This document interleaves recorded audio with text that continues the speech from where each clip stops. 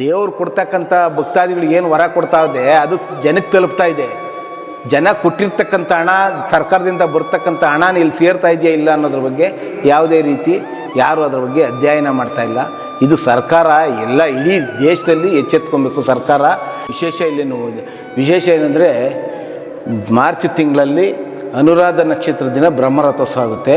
ಇಡೀ ದೇಶದಲ್ಲಿ ಎಲ್ಲಿ ಇರ್ತಾರೆ ಅಷ್ಟು ಜನ ಮಂಗಳಮುಖಿಯರು ಸಹ ಜಾತ್ರೆ ದಿನ ಬರ್ತಾರೆ. ಸ್ವಾಮಿಗೆ ಚಂಪಕಧಾಮ ಅಂತ ಯಾಕೆ ಹೆಸರು ಬಂತು ಅಂದರೆ,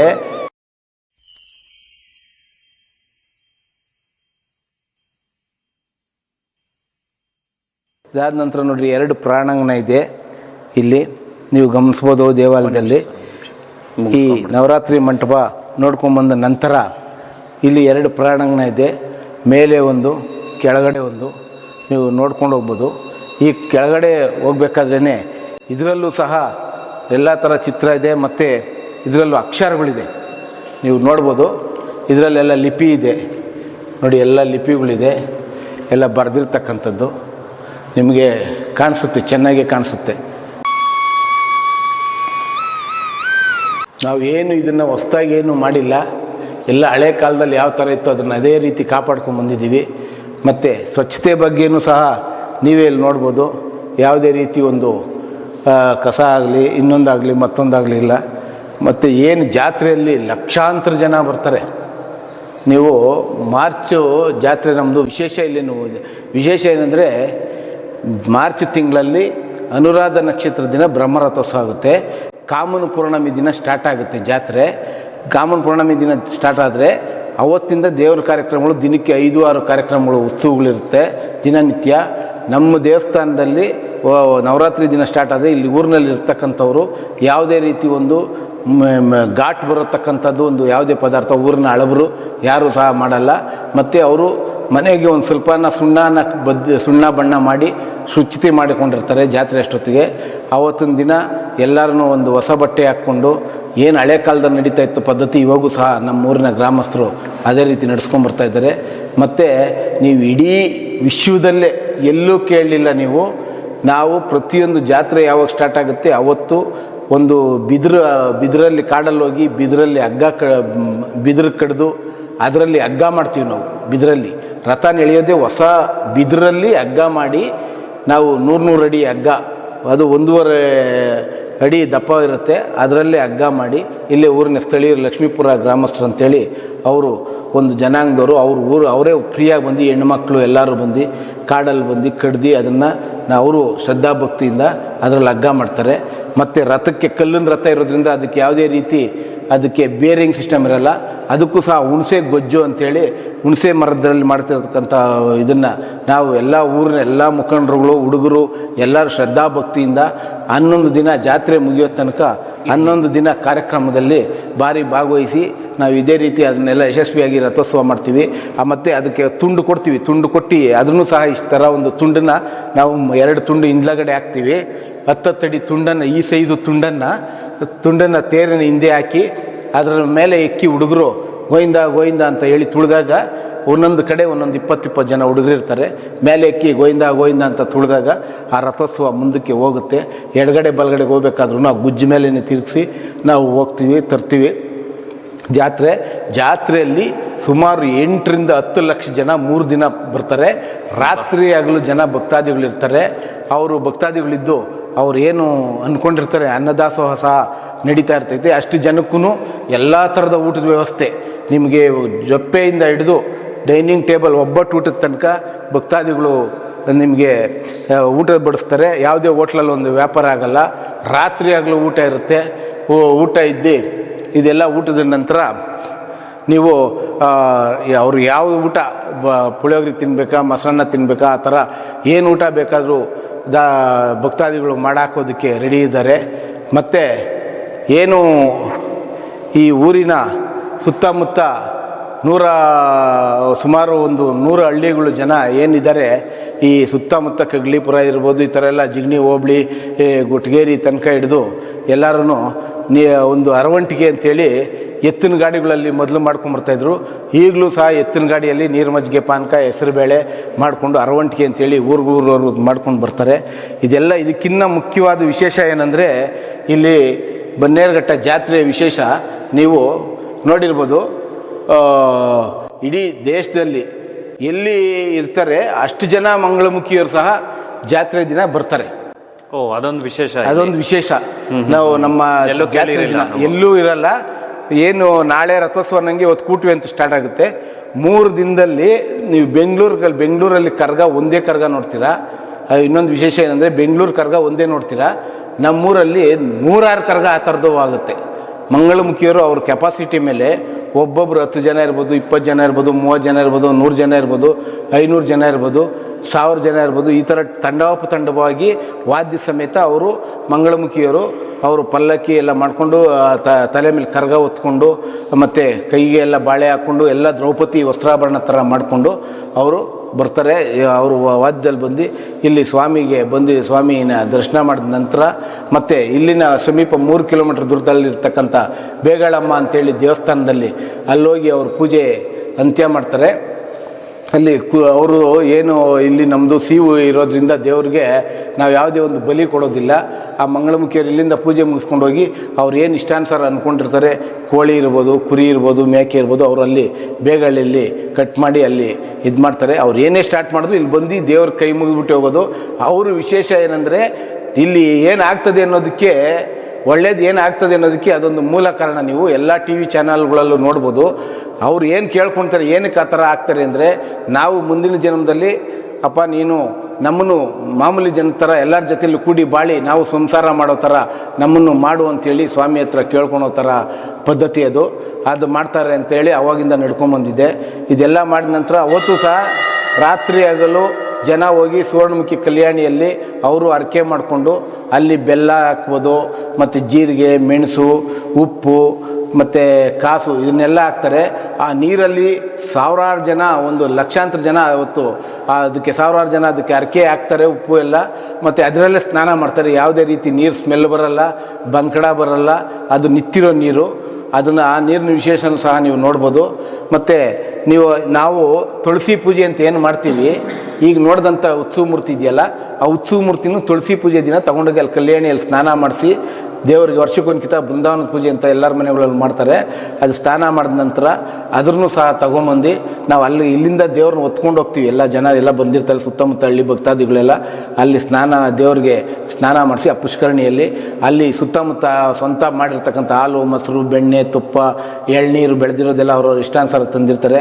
ಅದನ್ನೆಲ್ಲ ಸ್ವಾಮಿ ಮೇಲೆ ಉಯ್ದು ಅದು ಎಲ್ಲ ಕಲ್ಯಾಣಿಗೆ ಹೋಗುತ್ತೆ. ಅದನ್ನು ಸಹ ಬಂದಂಥ ಭಕ್ತಾದಿಗಳು ಅದು ಬಾಟ್ಲಲ್ಲಿ ತಗೊಂಡೋಗಿ ಅವ್ರವ್ರ ಮನೆಗೆ ಹಾಕ್ಕೊಳ್ತಾರೆ. ಮತ್ತು ಸ್ವಾಮಿ ಸ್ನಾನ ಆದ ನಂತರ ಚಕ್ರತೀರ್ಥ ಆದ ನಂತರ ಎಲ್ಲರೂ ಆ ಕಲ್ಯಾಣಿಯಲ್ಲಿ ಸ್ನಾನ ಮಾಡ್ತಾರೆ. ಎಲ್ಲ ಬಂದಂಥ ಭಕ್ತಾದಿಗಳು ತಲೆ ಮೇಲೆ ಚಕ್ರ ಇಟ್ಟು ಸ್ನಾನ ಮಾಡಿಸ್ತಾರೆ. ಇದೇ ರೀತಿ ಆ ಪುರಾತನ ಕಾಲದಿಂದ ನಡ್ಕೊಂಬರ್ತಾ ಇದೆ, ಈಗಲೂ ನಡೆಸ್ತಾನೇ ಇದ್ದೀವಿ. ಇನ್ನು ಮುಂದೇನು ಹೆಚ್ಚಿನ ರೀತಿ ಜನ ನಡೆಸಲಿ, ಮತ್ತು ಹೆಚ್ಚಿನ ರೀತಿ ಶ್ರೀ ಚಂಪಕಧಾಮ ಸ್ವಾಮಿ ಬಗ್ಗೆ ಅವ್ರಿಗೂ ಒಲವು ಬರಲಿ. ಅವ್ರು ಏನು ಅಂದ್ಕೊಂಡಿರ್ತಾರೋ ಜನ ಇದು ಮಾಡಲಿ. ನೋಡಿ, ಇದೊಂದು ಇದೆ ವಿಶೇಷ. ಇದ್ರದ್ದು ವಿಶೇಷ ಏನಂದರೆ, ಅವಾಗೇ ಕಲ್ಯಾಣಿ ದೇವಸ್ಥಾನ ಕಟ್ಟಿದಂಥ ಇದು ಸ್ವಾಮಿಗೆ ಅಭಿಷೇಕ ಮಾಡಿದ್ರೆ ಈ ನೀರು ಇಲ್ಲಿಂದ 200 ಮೀಟ್ರ್ ಆಚೆ ಹೋಗಿ ಸಂಪಿಗೆ ಮರಕ್ಕೆ ಹೋಗಿ ಬೀಳ್ತೈತೆ. ಸಂಪಿಗೆ ಮರ ಅಂದರೆ ಎಲ್ಲಿದೆ ಸರ್? ಅದು ಚಂಪಕಧಾಮ ಉದ್ಯಾನವನ ಅಂತ ಹೇಳಿದ್ನಲ್ಲ, ಆ ಸುತ್ತಮುತ್ತ ಇದೆ. ಸ್ವಾಮಿಗೆ ಚಂಪಕಧಾಮ ಅಂತ ಯಾಕೆ ಹೆಸರು ಬಂತು ಅಂದರೆ, ಇಲ್ಲಿ ಸ್ವಾಮಿಗೆ ಸಂಪಿಗೆ ಹೂವು ಇಡೋದ್ರಿಂದ, ಮತ್ತು ಏನು ಚಂಪಕಾರಣ್ಯ ಅಂತ ಕಾಡು ಬರುತ್ತೆ, ಇಲ್ಲಿ ಚಂಪಕಾರಣ್ಯ ಅಂತ ಕಾಡಿರೋದ್ರಿಂದ ಸ್ವಾಮಿಗೆ ಚಂಪಕಧಾಮ ಅಂತ ನಾಮಧೇಯ. ಚಂಪಕ ಅಂದರೆ ಹೂವು, ಸಂಪಿಗೆ ಹೂವು ಸ್ವಾಮಿಗೆ ಇಡೋದ್ರಿಂದ ಚಂಪಕಧಾಮ ಅಂತ ನಾಮಧೇಯ ಮಾಡಿದ್ದಾರೆ. ಮತ್ತು ಏನು ಋಷಿ ಮಹರ್ಷಿಗಳಿರ್ಬೋದು, ಲವಾಕುಶರಿರ್ಬೋದು, ಇವರೆಲ್ಲ ವನವಾಸ ಮಾಡಿರ್ತಕ್ಕಂಥ ವಸಿಷ್ಠ ಮಹಾರಾಜರು ಇವರೆಲ್ಲ ವನವಾಸ ಮಾಡಿರ್ತಕ್ಕಂಥದ್ದು ಕಾಡಿದ್ದು ಚಂಪಕಾರಣ್ಯ ಅಂತ. ಇಲ್ಲೆಲ್ಲ ಅವರು ಎಲ್ಲ ಬಂದಿದ್ದಾರೆ. ಅದ್ರ ಬಗ್ಗೆ ನಿಮಗೆ ಕುರುಹುಗಳು ಸಿಗ್ತೈತೆ. ಇಲ್ಲೆಲ್ಲ ನೀವು ಕರೆಕ್ಟಾಗಿ ಅದರ ಅಧ್ಯಯನ ಮಾಡಿದ್ರೆ ಅದ್ರ ಕುರುಹುಗಳು ಸಿಗುತ್ತೆ. ಮತ್ತು ಇದಕ್ಕೆ ಮೂಲ ಹೆಂಗೆ ಬಂದಿದ್ರು ಅನ್ನೋದಕ್ಕೆ ಹೇಳ್ಬೇಕಂದ್ರೆ, ಇಲ್ಲಿಂದ ನಾವು ಬೆಟ್ಟದ ಮೇಲೆ ವೈನಿಗಿರಿ ಬೆಟ್ಟ ಇದೆ, ಅಲ್ಲಿಂದ ಲಕ್ಷ್ಮೀ ನರಸಿಂಹಸ್ವಾಮಿ ದೇವಸ್ಥಾನ ಇದೆ, ಅಲ್ಲಿಂದ ಕಾಡಲ್ಲಿ ಹೋದರೆ ಸುವರ್ಣಮುಖಿ ಅಂತ ಒಂದು ಕಲ್ಯಾಣಿ ಇದೆ, ಅಲ್ಲಿ ಈಶ್ವರನ ದೇವಸ್ಥಾನ ಇದೆ. ನಿಮಗೆ ವಿಶೇಷ ಏನಂದರೆ, ಈಶ್ವರನಲ್ಲಿ ದಕ್ಷಿಣಾಭಿಮುಖವಾಗಿರೋದು ಈಶ್ವರ ಅಲ್ಲಿ. ಮತ್ತು ಆಂಜನೇಯ ಪಶ್ಚಿಮಾಭಿಮುಖವಾಗಿರೋದು ಅಲ್ಲಿ ಆಂಜನೇಯ. ಎರಡು ಒಂದೇ ದೇವಾಲಯದಲ್ಲಿದೆ. ಅಲ್ಲಿ ಯಜ್ಞಗುಂಡ ಎಲ್ಲ ಇದೆ. ಅಲ್ಲಿ ಸ್ವಾಮಿಗೆ ಬಹಳ ಅಪರೂಪ, ಬಹಳ ಇಂಥ ಅಪರೂಪ. ದೇವಸ್ಥಾನ ಮತ್ತೆ ನೋಡೋದು. ಏನು ಅಲ್ಲಿ ಸುತ್ತ ನಿಮ್ಗೆ ಎಲ್ಲೂ ಇರಲ್ಲ, ಅಲ್ಲಿ ಕಲ್ಯಾಣಿಯಲ್ಲಿ ಸುತ್ತ ನೀರು ಹರಿತ ಎಲ್ಲ ಬೇರು ಇದರಿಂದ ಬರ್ತಕ್ಕಂಥ ನೀರಿಂದ ಅದು ಇದಾಗುತ್ತೆ. ಇವತ್ತು ಇದು ಸರ್ಕಾರನ ಬಿಟ್ಟು ನಾವು ಎಲ್ಲ ನಮ್ಮ ಏನು ಧಾರ್ಮಿಕ ಇವತ್ತು ಉಳಿಸ್ಬೇಕು ಅಂತ ಎಲ್ಲ ಜನ ಓಡಾಡ್ತಾ ಇದ್ದಾರೆ. ಅವ್ರ ಸಹಕಾರದಿಂದ ಅನ್ನದಾಸೋಹ ಇರ್ಬೋದು, ದೇವಸ್ಥಾನ ಡೆವಲಪ್ಮೆಂಟ್ ಇರ್ಬೋದು, ಛತ್ರ ಇರ್ಬೋದು, ರಾಜಗೋಪುರ ಇರ್ಬೋದು, ಇದೆಲ್ಲದ ನಂತರ ಈಗ ಹೊಸದಾಗಿ 2 ಕೋಟಿ ರೂಪಾಯಿಗೆ ರಥ ನಿರ್ಮಾಣ, ಅದೇ ಕಲ್ಲಿನ ವೀಲ್ ರಥದ ಮೇಲೆ ಹೊಸದಾಗಿ ಅದೇ ಕಲ್ಲಿನ ವೀಲು, ಅದೇ ಅಚ್ಚು, ಅದು 4 ಉಪಯೋಗಿಸ್ಕೊಂಡು ಅದರ ಮೇಲೆ ರಥ 2 ಕೋಟಿ ರೂಪಾಯಿ ರಥ, ಈಗ 48 ಅಡಿ ರಥ ಕಟ್ಟಬೇಕು ಅಂತ ನಾವೆಲ್ಲ ಊರಿನ ಆಡಳಿತ ಮಂಡಳಿ, ಊರಿನ ಗ್ರಾಮಸ್ಥರು, ಆಮೇಲೆ ಶ್ರೀ ಚಂಪಕಧಾಮ ಸ್ವಾಮಿ ಏನು ಭಕ್ತಾದಿಗಳಿದ್ದಾರೆ ಅವ್ರ ಹತ್ರ ಎಲ್ಲ ಕಲೆಕ್ಷನ್ ಮಾಡಿ ನಾವು ಕಟ್ಟಬೇಕು ಅಂತಿದ್ದೀವಿ. ಇವತ್ತಿನವರೆಗೂ ಯಾವುದೇ ರೀತಿ ಸರ್ಕಾರ ಧಾರ್ಮಿಕ ಕಾರ್ಯಕ್ರಮಗಳಲ್ಲಿ ಏನಿವತ್ತು ಎಲ್ಲ ಸರ್ಕಾರಗಳಿರ್ಬೋದು ಧಾರ್ಮಿಕ ಕಾರ್ಯಕ್ರಮ ಬಗ್ಗೆ ಮಾತಾಡ್ತಾರೆ.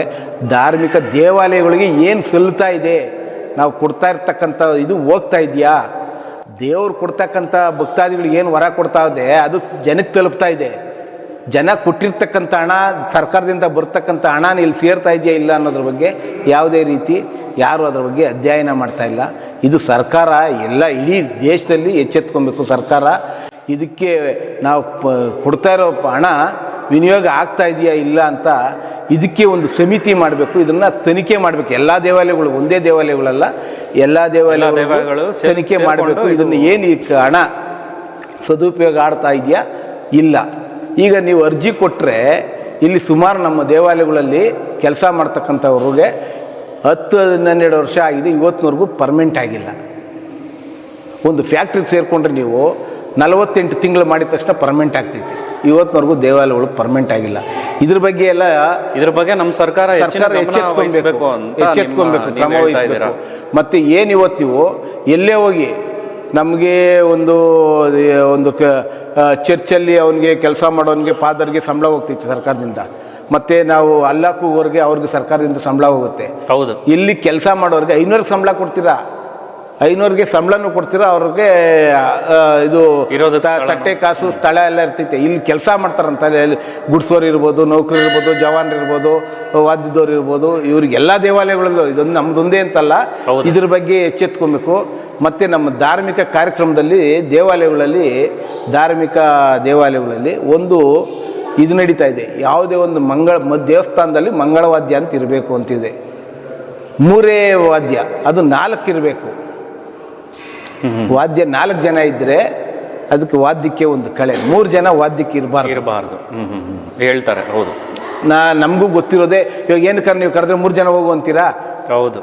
ಏನಕ್ಕೆ ಹೋದ್ರು 3 ಜನ ಹೋಗ್ತೀರಾ? ಹೋಗಲ್ಲ. ನಾವು ದೇವ್ರನ್ನ ಕರ್ಕೊಂಡು ಇವರು ನಮಗಿನ್ನ ಮುಂದೆ ಮಂಗಳವಾದ್ಯ ಹೋಗ್ತಾ ಇರಬೇಕಾದ್ರೆ ಅದಕ್ಕೆ 3 ಜನ ಅಂದರೆ ಅದಕ್ಕೆ ಇದಿರಲ್ಲ.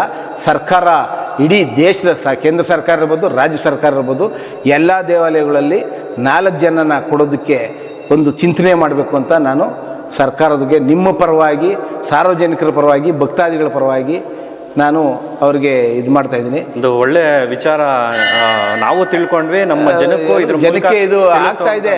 ನಾವು ಹಲವು ಬಾರಿ ಏನೇ ಮಾಡಲಿ ಏನೇ ಕೊಡಲಿ ಕೇಳ್ತಾನೆ ಇದ್ದೀವಿ. ಈಗ ನೀವೊಂದು ಸಾಕ್ಷಿಗೆ ಪಕ್ಕದಲ್ಲೇ ಇದೆ ಅನ್ನಛತ್ರ ಕಟ್ಟಿದ್ದೀವಿ. ಸರ್ಕಾರದಿಂದ ಇದುವರೆಗೂ ಒಂದು ಫಂಡ್ ಬಂದಿಲ್ಲ. ಎಲ್ಲ ಭಕ್ತಾದಿಗಳಲ್ಲೇ ಕಟ್ತಾ ಇರೋದು. ಇವತ್ತು ಹೋಗ್ತಾಯಿತೆ ಬರ್ತಾಯಿತೆ ನೋಡಿ. ಇದೆಲ್ಲ ಭಕ್ತಾದಿಗಳು ಸುಣ್ಣ ಹೊಡೆದು ಮುಚ್ಚಿಬಿಟ್ಟಿದ್ರು. ಇದನ್ನೆಲ್ಲ ಒಬ್ಬ ಭಕ್ತಾದಿಗಳು ರಾಮಚಂದ್ರ ರೆಡ್ಡಿ ಅಂತೇಳಿ ಭಕ್ತಾದಿಗಳು ಹಿಡಿದು 3,80,000ಕ್ಕೆ ಇದು 15 ವರ್ಷದ ಹಿಂದೆ ಸುಣ್ಣ ರಿಮೂವ್ ಮಾಡಿಸೋದಕ್ಕೆ ಇದೆಲ್ಲ ಕಾಣಿಸ್ತಾನೆ ಇರಲಿಲ್ಲ. ಸುಣ್ಣ ಹೊಡೆದು ಮುಚ್ಕೊಂಡಿತ್ತು. ಇದು ಸ್ಯಾಂಡ್ ಬ್ಲಾಸ್ಟಿಂಗ್ ಅಂತೇಳಿ ಸುಣ್ಣ ರಿಮೂವ್ ಮಾಡಿಸ್ತೀವಿ. ಇದೆಲ್ಲ ಇದೆ. ಇದೇ ರೀತಿ ನೀವು ಹೇಳ್ಬೇಕಂದ್ರೆ ಇದು ಸರ್ಕಾರ ಮಾಡುವಂತ ಕೆಲಸ ಸಾರ್ವಜನಿಕರು ಮಾಡ್ತಾ ಇದ್ದಾರೆ. ಸರ್ಕಾರ ಮಾಡಬೇಕು ಅಂತ ಹೇಳ್ತಾ ಇದ್ದೀರಾ. ಸಾರ್ವಜನಿಕರ ಬಗ್ಗೆ ಹೆಚ್ಚಿನ ಗಮನ ವಹಿಸಬೇಕು. ಮತ್ತೆ ಯಾವ ಮುಜರಾಯಿ ದೇವಾಲಯದ ಯಾರು ಅಧಿಕಾರಿಗಳಿದ್ದಾರೆ, ಮೇಯ್ನ್ ಕಮಿಷನರ್ ಇರ್ಬೋದು, ಮುಜರಾಯಿ ಕಮಿಷನರ್ ಇರ್ಬೋದು, ಮುಜರಾಯಿ ಮಿನಿಸ್ಟರ್ ಇರ್ಬೋದು, ಪ್ರತಿಯೊಂದು ಸರ್ಕಾರದಲ್ಲಿ ಆಡಳಿತ ಇರ್ತಕ್ಕಂಥ ದೇವಸ್ಥಾನಕ್ಕೆ ಕೇಳದೆ ಸಂದರ್ಶನ ಮಾಡಬೇಕು. ಅವರು ವಿಸಿಟ್ ಮಾಡಬೇಕು. ಹೌದು, ವಿಸಿಟ್ ಮಾಡಿದಾಗ ಆಗುವವುಗಳು ಗೊತ್ತಾಗ್ತೈತೆ. ನಿಜ.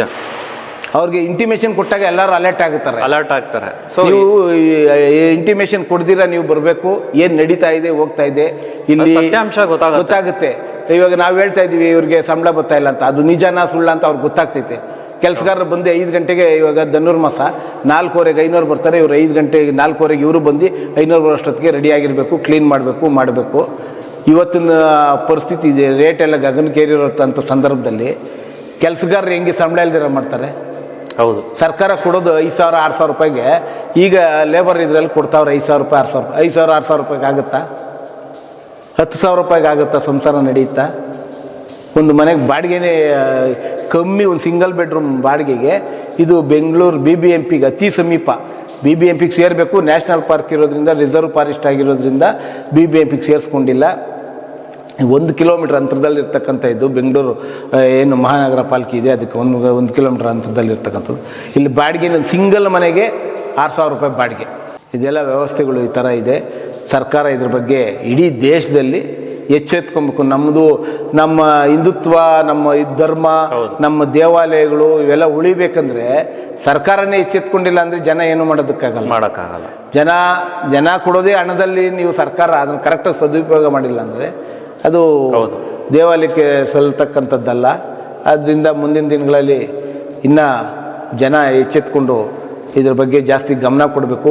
ನಮ್ಮ ಥರನೇ ಎಲ್ಲರೂ ಸರ್ಕಾರಕ್ಕೆ ಮನವಿ ಮಾಡಬೇಕು, ಸರ್ಕಾರನ ಎಚ್ಚೆತ್ತು ಕೆಲಸ ಮಾಡಬೇಕು ಅಂತ ಕೇಳ್ಕೊತ, ಎಲ್ಲ ದೇವಾಲಯಗಳಲ್ಲಿ ಸರ್ಕಾರ ದೇವಾಲಯ ಅಂತ ಎಲ್ಲಿ ಸರ್ಕಾರಿ ದೇವಾಲಯ ಇರುತ್ತೆ, ಆ ದೇವಾಲಯ ಯಾರ್ದು ಸತ್ತಲ್ಲ.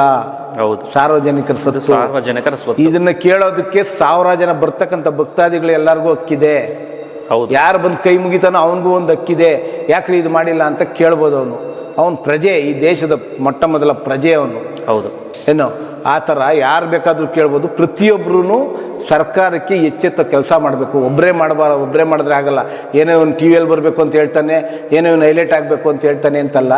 ನಾವು ಯಾವ ಥರ ದೇವ್ರು ಪ್ರತಿಯೊಬ್ಬರು ಬಂದು ಕೈ ಮುಗಿದು ಕೇಳ್ಕೊತೀವೋ ಅದೇ ರೀತಿ ಸರ್ಕಾರಕ್ಕೂ ಪ್ರತಿಯೊಂದು ಆಗುವಗಳ ಬಗ್ಗೆ, ತಪ್ಪು ಬಗ್ಗೆ, ಈಗ ಯಾರು ಇಲ್ಲಿ ಕಸ ಹಾಕವ್ರೆ, ಯಾಕೆ ಕಸ ಎತ್ತಿಲ್ಲ, ನೀನು ಗುಡಿಸಿಲ್ಲ ಅಂತ ಕೇಳಬೇಕು, ಪ್ರಶ್ನೆ ಮಾಡಬೇಕು. ಐನೋರ್ಗೆ ಯಾಕೆ ಸ್ವಾಮಿ ನೀವು ಸರಿ ಟೈಮಿಗೆ ಬಕ್ಲು ತೆಗ್ದಿಲ್ಲ ಅಂತ ಕೇಳಬೇಕು. ವಾದ್ಯದವ್ನಿಗೆ ಯಾಕೆ ನೀನು ವಾದ್ಯ ಮಾಡೋಕ್ಕೆ ಬಂದಿಲ್ಲ ಅಂತ ಕೇಳಬೇಕು. ಪ್ರತಿಯೊಬ್ಬ ಪ್ರಜೆನೂ ಪ್ರತಿಯೊಂದು ಸರ್ಕಾರದ ಕೆಲಸಗಳಲ್ಲಿ ಕೇಳಿದಾಗ ಮಾತ್ರ ಇದಕ್ಕೆ ಆನ್ಸರ್ ಕೊಡೋಕ್ಕಾಗುತ್ತೆ. ನೀವು ಅದು ಸರ್ಕಾರ ಎಚ್ಚೆತ್ಕೊಳ್ತದೆ. ಪ್ರತಿಯೊಬ್ಬರಿಗೂ ಕೇಳೋ ಹಕ್ಕಿದೆ, ಪ್ರತಿಯೊಬ್ಬ ಮಾನವನಿಗೂ ಕೇಳೋ ಹಕ್ಕಿದೆ. ಪ್ರತಿಯೊಬ್ಬರಿಗೂ ನಮ್ಮದು, ಈಗ ನಾವು ಯಾಕೆ ಮುಸ್ಲಿಮ್ಸವ್ರಿಗೆ ಕೊಡಬಾರ್ದು ಅಂತ ಹೇಳೋಕ್ಕಾಗಲ್ಲ. ನಮ್ಮದು ಸರ್ವ ಜನಾಂಗದ ಶಾಂತಿ ತೋಟ ಅಂತ ಮಾಡ್ಕೊಂಬಿಟ್ಟಿದ್ದೀವಿ. ಮಾಡ್ಕೊಂಡಾಗ ಅವ್ರಿಗೆ ಕೊಡೋದನ್ನ ನಾವು ನಿಲ್ಲಿಸಿ ಅಂತ ಹೇಳ್ತಾ ಇಲ್ಲ. ಅಲ್ಲಿ ಕೊಡೋ ಥರ ಎಲ್ಲ ಕಡೆ ಕೊಡಿ. ಚರ್ಚ್ ಕೊಡೋದನ್ನ ನಿಲ್ಲಿಸಿ ಅಂತ ಹೇಳ್ತಾ ಇಲ್ಲ, ದರ್ಗಾ ಕೊಡೋದು ನಿಲ್ಲಿಸಿ ಅಂತ ಹೇಳ್ತಾ ಇಲ್ಲ, ಅವ್ರಿಗೆ ಕೊಡೋದು ನಿಲ್ಲಿಸಿ ಅಂತ ಹೇಳ್ತಾ ಇಲ್ಲ. ಹೆಚ್ಚಿನ ಕಡೆ ಗಮನ ಕೊಡಿ. ಈಗ ನಮ್ಮದು ಯಾವುದೇ ಒಂದು ದೇವಾಲಯ, ನೀವು ನಮ್ದು ಯಾವುದೇ ಒಂದು ದೇವಾಲಯ ಚೆನ್ನಾಗಿ ನಡೆದುಬಿಟ್ರೆ, ಈಗ ನೀವು ಎಕ್ಸಾಂಪಲ್ ಜಯನಗರದಲ್ಲಿ ಇರ್ತಕ್ಕಂಥ ಗಣೇಶನ ದೇವಸ್ಥಾನ ತೊಗೊಬೋದು. ಸಾರ್ವಜನಿಕರು ಕಟ್ಟಿರೋ ದೇವಸ್ಥಾನ ಅದು. ಅಲ್ಲಿ ಈಗ ನೀವು ಸರ್ಕಾರ ಅಂಡ್ರಿಗೆ ತೊಗೊಂಡ್ರಿ, ಮುಜರಾಯಿ ಅಂಡ್ರಿಗೆ ತೊಗೊಂಡ್ರಿ. ಅದೇ ರೀತಿ ನೀವು ಯಾವುದನ್ನ ಚರ್ಚಿನಾಗಲಿ ಮಸೀದಿನಾಗಲಿ ತೊಗೊಳೋದಕ್ಕಾಗತ್ತಾ? ಹೌದು, ಆಗಲ್ಲ. ಹಂಗಿರೋವಾಗ ನೀವು ಇದರಲ್ಲಿ ಹಣ ಬರ್ತಕ್ಕಂಥ ಉಪಯೋಗಿಸ್ಕೊಳ್ತಾ ಇರೋವಾಗ ನೀವು ಇದನ್ನು ಜಾಸ್ತಿ ಸದುಪಯೋಗ ಮಾಡಬೇಕು ಅಂತ ನಾನು ಸಾರ್ವಜನಿಕರ ಪರವಾಗಿ ಮತ್ತು ಎಲ್ಲ ಭಕ್ತಾದಿಗಳ ಪರವಾಗಿ ನನ್ನ ಸ್ವಇಚ್ಛೆಯಿಂದ ಸಹ ನಾನು ಸರ್ಕಾರನ ಒತ್ತಾಯಿಸ್ತಾ ಇದ್ದೀನಿ. ಮತ್ತು ಇಲ್ಲಿ ಬರ್ತಕ್ಕಂಥ ಭಕ್ತಾದಿಗಳು ಅತಿ ಹೆಚ್ಚಿನ ರೀತಿ ಬರಲಿ, ಅವ್ರು ಏನು ಅಂದ್ಕೊಳ್ತಾರೋ ಚಂಪಕಧಾಮನ ಅವ್ರು ಈಡೇರಿಸಲಿ ಅಂತ ಹೇಳ್ತಾ ನಾನು 2 ಮಾತು ಮಾತಾಡಲು ನಿಮಗೂ ಅವಕಾಶ ಮಾಡಿಕೊಟ್ಟಂಥವ್ರಿಗೆ ಹೊಂದಿಸ್ತಾ ಇದ್ದೀನಿ. ಮತ್ತು ಇದಲ್ಲದೆ ಏನು ನಾವು ಇವತ್ತು ದೇವಾಲಯದಲ್ಲಿ ಸುತ್ತಮುತ್ತ ಆಗುವಗಳಿದೆ, ಈ ಕಡೆ ಯಾರನ್ನ ಬಂದಂಥ ಭಕ್ತಾದಿಗಳಿಗೆ ತಂಗೋದಕ್ಕೆ ಅವರು ದೂರದಿಂದ ಬಂದಂಥ ಮನೆ ದೇವರುಗಳವರು ಕಲ್ಯಾಣೋತ್ಸವ ಇರ್ಬೋದು, ಅಭಿಷೇಕ ಇರ್ಬೋದು, ಮಕ್ಕಳಿಗೆ ಕಿವಿ ಸುಚ್ಚೋದು ಕಾರ್ಯಕ್ರಮ ಇರ್ಬೋದು, ನಾಮಕರಣ ಇರ್ಬೋದು, ಅವ್ರು ಬಂದಂಥ ನೆಲೆಸ್ಕೊಳೋದಕ್ಕೆ ಅವ್ರಿಗೆ ರೂಮ್ಗಳು ಭಕ್ತಾದಿಗಳಿಗೆ ಸಹಕಾರದಿಂದ ಒಂದೊಂದು ರೂಮ್ ಒಬ್ಬೊಬ್ಬರು ಕಟ್ಸ್ಕೊಟ್ಟಿದ್ದಾರೆ. ಅದು ಸಹ ಒಂದು 10 ರೂಮ್ಗಳಿದೆ. ಇದಲ್ಲದೆ ಏನು ಇವತ್ತು ಇಲ್ಲಿ ನಿರ್ಮಾಣ ಆಗ್ತಾಯಿದೆ ಕಲ್ಯಾಣ ಚಂಪಕಧಾಮ ಕನ್ವೆನ್ಷನ್ ಹಾಲ್ ಅಂತೇಳಿ ಚಂಪಕಧಾಮ ಕಲ್ಯಾಣ ಮಂಟಪ. ಈ ಕಲ್ಯಾಣ ಮಂಟಪ ಸಾರ್ವಜನಿಕರ ಸಹಕಾರದಿಂದ ಮತ್ತು ಈ ದೇವಾಲಯದ ಆಡಳಿತ ಅಧ್ಯಕ್ಷರಾದ ಜಯರಾಮ್ ಅವರು ಮತ್ತು ಎಲ್ಲ ಈ ಕ್ಷೇತ್ರದ ಶಾಸಕರು ಮತ್ತು ಎಲ್ಲ ಕ್ಷೇತ್ರದ ಲೋಕಸಭಾ ಸದಸ್ಯರು ಎಲ್ಲರ ಸಹಕಾರದೊಂದಿಗೆ ಈ ಚಿತ್ರ ಮತ್ತು ಈ ದೇವಾಲಯದ ಆಗುಹೋಗುಗಳು ಮಾಡ್ತಾಯಿದ್ದೀವಿ. ಇದಲ್ಲದೆ ಒಂದು ಇಲ್ಲಿ ಬಂದಂಥವರು ಕುತ್ಕೊಂಡ್ಲಿ ಊಟ ಮಾಡೋದಕ್ಕೆ ಒಂದು ವ್ಯವಸ್ಥೆ ಆಗಲಿ, ಅವ್ರು ಸ್ವಲ್ಪ ವಿಶ್ರಾಂತಿ ಪಡೀಲಿ ಅಂತ ಹೇಳೋದಕ್ಕೆ ಒಂದು ಚಿಕ್ಕದಾಗಿ ಚಂಪಕಧಾಮ ವನ ಅಂಥೇಳಿ ಉದ್ಯಾನವನ, ಚಂಪಕಧಾಮ ಉದ್ಯಾನವನ ಒಂದು ಪಕ್ಕದಲ್ಲೇ ಇದೆ, ಅದು ಸಹ ಇದೆ. ಇದಲ್ಲದ ನಂತರ ಹಿಂಗೆ ಸಕಲ ಭಕ್ತಾದಿಗಳು ಒಂದೊಂದು ಅವರು ವಹಿಸ್ಕೊಂಡು ಮಾಡ್ತಾಯಿದ್ದಾರೆ. ಮತ್ತು ಇಲ್ಲಿ ಹೊಸದಾಗಿ ಆನೆ ಸಹ ನಿರ್ಮಾಣ ಮಾಡಿದ್ದಾರೆ ಇವರು ಭಕ್ತಾದಿಗಳು. ಇದು ಅಲ್ಲದೆ ಇದೇ ರೀತಿ ಹಲವು ಕಾರ್ಯಕ್ರಮಗಳಿಗೆ ಸಾಕ್ಷಿಯಾಗಿದ್ದಾರೆ. ಈ ಲಕ್ಷ್ಮೀ ದೇವಸ್ಥಾನಕ್ಕೆ ಒಂದು ಗೋಪುರನ ಅವರು ಸಹ ಒಬ್ಬ ಭಕ್ತಾದಿಗಳು ಕಟ್ಟಿಸ್ಕೊಟ್ಟಿದ್ದಾರೆ. ಮತ್ತು ಹಿಂಗೆ ನಾವು ಪ್ರತಿಯೊಂದು ಕಾರ್ಯಕ್ರಮಗಳಲ್ಲೂ ಪ್ರತಿಯೊಂದು ರೀತಿ ಹಬ್ಬ ಹರಿದಿನಗಳಲ್ಲಿ ಎಲ್ಲ ಭಕ್ತಾದಿಗಳನ್ನೂ ಹಿಡಿದು ಒಂದೊಂದು ಕಾರ್ಯಕ್ರಮ ಮಾಡ್ತಾಯಿರ್ತೀವಿ. ಪ್ರತಿದಿನ ಅನ್ನದಾಸೋಹ ಸ್ಟಾರ್ಟ್ ಮಾಡಿದ್ದೀವಿ. ಬೆಳಗ್ಗೆ 11:30ಇಂದ ಸಂಜೆ 3:30 ತನಕ ಒಂದು ಸ್ವೀಟು, ಅನ್ನ, ಸಾಂಬಾರು, ಮಜ್ಜಿಗೆ ಈ ಥರ ಅನ್ನದಾಸೋಹ ಸಕಲ ಭಕ್ತಾದಿಗಳ ಸಹಕಾರದಿಂದ ನಡೀತಾ ಇದೆ. ಇದಾದ ನಂತರ ದಿನನಿತ್ಯ ಯಾರು ಏನು ಅಂದ್ಕೊಳ್ತಾರೆ ಅವರೆಲ್ಲ ಉತ್ಸವಗಳು ಸಹ ಮಾಡ್ತಾಯಿರ್ತಾರೆ. ಉತ್ಸವಗಳು ಮಾಡಿಕೊಂಡು ಅವರು ಒಬ್ಬೊಬ್ಬರು ಕಲ್ಯಾಣ ಉತ್ಸವ ಮಾಡಿಸ್ತಾರೆ. ಮತ್ತು ಅವ್ರ ಮಗುದು ನಾಮಕರಣ ಇದ್ದರೆ, ಹುಟ್ಟುಕೂರ್ಲಿದ್ರೆ ಅವರು ಉತ್ಸವ ಮಾಡಿಸ್ತಾರೆ. ಈ ಉತ್ಸವನ ಈ ರಾಜಬೀದಿಯಲ್ಲಿ ತೊಗೊಂಡೋಗಿ ಊರಿಂದ ಆಚೆ ಒಂದು ಗರುಡಗಂಬ ಇದೆ, ಅಲ್ಲಿಂದ ಆಚೆ ಇದು ಆಂಜನೇಯನ ದೇವಸ್ಥಾನ ಇದೆ. ಅದಾದ ನಂತರ ಚಂಪಕವಲ್ಲಿ ಮಾರಮ್ಮ ದೇವಸ್ಥಾನ ಇದೆ. ಇಲ್ಲಿ ಪ್ರತಿನಿತ್ಯ ಇದು ಪದ್ಧತಿ ಪುರಾತನ ಕಾಲದಿಂದ ನಡ್ಕೊಂಬಂದಿರೋದು. ಯಾರೇ ಉತ್ಸವ ಮಾಡಿಸ್ತಿ ಈ ರೋಡಲ್ಲಿ ಹೋಗಿ ಬರಬೇಕು ರಾಜಬೀದಿಯಲ್ಲಿ ದೇವಸ್ಥಾನದ ರಸ್ತೆಯಲ್ಲಿ ಅಂತೇಳಿ ಇದೇ ಪದ್ಧತಿ ನಡ್ಕೊಂಬರ್ತಾ ಇದೆ. ಈಗೂ ಸಹ ಶ್ರಾವಣ ಶನಿವಾರಗಳು ಜಾತ್ರೆ ರೀತಿಯಲ್ಲಿ ನಡೆಯುತ್ತೆ. ಹೊಸ ವರ್ಷ ಜಾತ್ರೆ ರೀತಿಯಲ್ಲಿ ನಡೆಯುತ್ತೆ. ಮತ್ತು ವೈಕುಂಠ ಏಕಾದಶಿ ಅದು ಸಹ ಜಾತ್ರೆ ರೀತಿಯಲ್ಲಿ ನಡೆಯುತ್ತೆ. ಮತ್ತು ಇಲ್ಲೇನು ವಿಶೇಷಗಳು ಏನಂದರೆ ಸುಮಾರು 3 ರಾಜ್ಯದ ಜನ ಪ್ರತಿ ಜನನೂ ಇಲ್ಲಿ ಬರ್ತಾರೆ. 3 ರಾಜ್ಯದ ಜನ, ಆಂಧ್ರ ಅವ್ರು ಇರ್ಬೋದು, ತಮಿಳ್ನಾಡವ್ರು ಇರ್ಬೋದು, ಕರ್ನಾಟಕದವ್ರು ಇರ್ಬೋದು, ಇವರಿಗೆಲ್ಲ ಜಾಸ್ತಿ ಮನೆ ದೇವರು ಇರೋದ್ರಿಂದ ಪ್ರತಿಯೊಬ್ಬರು ಬರ್ತಾ ಇರ್ತಾರೆ. ಮತ್ತು ಇದೇನು ಕಾರ್ಯಕ್ರಮದಲ್ಲಿ ಶ್ರಾವಣ ಶನಿವಾರ ದಿನ ಲಾಸ್ಟು ಶ್ರಾವಣ ಶನಿವಾರ ಅವತ್ತು ಲಕ್ಷ್ಮೀ ನರಸಿಂಹಸ್ವಾಮಿ ರಥೋತ್ಸವ ಆಗುತ್ತೆ. ಅದೇ ರೀತಿ ಒಂದೊಂದು ಹಬ್ಬಕ್ಕೂ ಒಂದೊಂದು ಹಾಕ್ಕೊಂಡು ಹೋಗ್ತಾ ಇರ್ತದೆ. ಹನುಮಾನ್ ಜಯಂತಿ ದಿನ ಒಂದು ಆಂಜನೇಯನ ತೇರಾಗುತ್ತೆ. ಮತ್ತು ಹೊಸ ವರ್ಷಕ್ಕೆ ಮಾರಮ್ಮ ದೇವಿ, ಚಂಪಕವಲ್ಲಿ ಮಾರಮ್ಮ ದೇವಿದು ಸಹ ರಥೋತ್ಸವ ನಡೆಯುತ್ತೆ. ಇದೇ ರೀತಿ ಸಕಲ ಜನ ಊರಿನ ಎಲ್ಲರೂ ಕಾರ್ಯಕ್ರಮದಲ್ಲಿ ಭಾಗವಹಿಸ್ತಾರೆ. ಎಲ್ಲ ಕಾರ್ಯಕ್ರಮಗಳನ್ನು ಯಶಸ್ವಿಯಾಗಿ ನಡೆಸ್ತೀವಿ. ಮತ್ತು ಏನೇ ಒಂದು ಹಬ್ಬ ಹರಿದಿನಗಳಾಗಲಿ ಜನ ಇದು ಮಾಡ್ತಾರೆ. ಮತ್ತು ಇಲ್ಲಿನ ಊಟದ ವಿಶೇಷ ಏನಂದರೆ ಇವತ್ತು ಸಂಕ್ರಾಂತಿ ಹಬ್ಬ ಇದ್ದರೆ ಅವತ್ತು ಇದಕ್ಕಿನ ಬೇಳೆ ಸಾರು, ಮುದ್ದೆ ಆ ಥರ. ಮತ್ತು ಯುಗಾದಿ ಹಬ್ಬ ಇದ್ದರೆ ಅವತ್ತು ಒಬ್ಬಟ್ಟು, ಈ ಥರ ಏಕಾದಶಿ ಇದ್ದರೆ ಉಪ್ಪಿಟ್ಟು, ಕೇಸರಿಬಾತು, ಈ ಥರ ಏನು ಆ ಹಬ್ಬಕ್ಕೆ ಅನುಗುಣವಾಗಿರ್ತದೆ ಆ ಥರ ಅನ್ನದಾಸೋಹ ಮಾಡ್ಕೊಂಡು ಹೋಗ್ತೀವಿ. ಮತ್ತು ಏನು ಈ ದೇವಸ್ಥಾನದಲ್ಲಿ ಕಟ್ಟಿರ್ತಕ್ಕಂಥ ಲಿಪಿ ಏನು ಅಕ್ಷರದಲ್ಲಿ ತಮಿಳ್ ಸಾಂಸ್ಕೃತಿಕ ಲಿಪಿಗಳಿದೆ ಇದೆಲ್ಲ ಸಹ ಹಳೆ ಪುರಾತನ ಕಾಲದ್ದು. ಇದನ್ನು ನೋಡಿ, ಇಲ್ಲೆಲ್ಲ ನೀವು ಗಮನಿಸ್ಬೋದು. ಇದೆಲ್ಲ ಚೋಳ ಮಹಾರಾಜರು ಕಟ್ಟಿದಂಥ ಕಾಲದಲ್ಲಿ ಬರೆದಿರ್ತಕ್ಕಂಥ ಲಿಪಿಗಳು. ಇದು ಬನ್ನೇರುಘಟ್ಟಕ್ಕೆ ಬೆಂಗಳೂರಿಗೆ ಅತಿ ಸಮೀಪದಲ್ಲಿರ್ತಕ್ಕಂಥ ದೇವಸ್ಥಾನ. ನೀವು ಎಲ್ಲೂ ನೋಡಿರಲ್ಲ. ಇದು ಮೊದಲಿಗೆ ಬೆಂಗಳೂರು ನಗರ ಜಿಲ್ಲೆ ಅಂದರೆ ಸುಮಾರು ತಾಲೂಕುಗಳನ್ನು ಒಳಗೊಂಡಂಥ ಬೆಂಗಳೂರು ಜಿಲ್ಲೆ. ಅದು ಇವತ್ತು BBMPಗೆ ಅತಿ ಸಮೀಪ 1.5 ಕಿಲೋಮೀಟರ್ ಹತ್ತಿರದಲ್ಲಿರ್ತಕ್ಕಂಥ ಶ್ರೀ ಚಂಪಕಧಾಮ ಸ್ವಾಮಿ ದೇವಾಲಯ. ಇದೆಲ್ಲ ಆದ ನಂತರ ನೋಡಿ, ಇಲ್ಲಿ ಬಂದಂಥ ಭಕ್ತಾದಿಗಳಿಗೆ ಇಲ್ಲಿ ಊಟದ ಉಗ್ರಾಣ ಇದೆ. ಮತ್ತು ಇದು ಊಟ ಮಾಡತಕ್ಕಂಥ ಚಿತ್ರ, ಇದು ಶೆಡ್ ಹಾಕಿದ್ದೀವಿ ಅನ್ನದಾಸೋಹಕ್ಕೆ. ಈ ಶೆಡ್ಗೂ ಸಹ ಭಕ್ತಾದಿಗಳು ಮುನ್ರಾಜು ಅಂಥೇಳಿ ಒಬ್ಬರು, ಮತ್ತು ರಮೇಶ್ ಅಂಥೇಳಿ ಅವರು ಸಹ ಒಬ್ಬ ಭಕ್ತಾದಿಗಳು ಮಾಡಿಸ್ಕೊಟ್ಟಿದ್ದಾರೆ.